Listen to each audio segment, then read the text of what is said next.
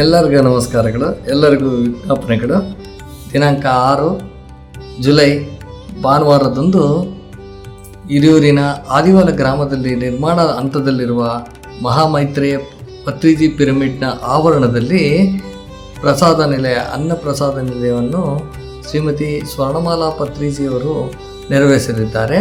ಆ ಕಾರ್ಯಕ್ರಮಕ್ಕೆ ತಾವೆಲ್ಲರೂ ಆಗಮಿಸಬೇಕಾಗಿ ಕೋರುತ್ತಿದ್ದೇನೆ. ಈ ಕಾರ್ಯಕ್ರಮ ಬೆಳಿಗ್ಗೆ 9ರಿಂದ ಸಂಜೆ 4ರವರೆಗೂ ನಡೆಯುತ್ತದೆ. ಉಪಹಾರ, ಮಧ್ಯಾಹ್ನದ ಊಟ ವ್ಯವಸ್ಥೆ, ಸಂಜೆಯ ಕಾಫಿ ಟೀ ವ್ಯವಸ್ಥೆ ಹಾಗೂ ಧ್ಯಾನ ಎಲ್ಲವೂ ಉಚಿತವಾಗಿರುತ್ತದೆ.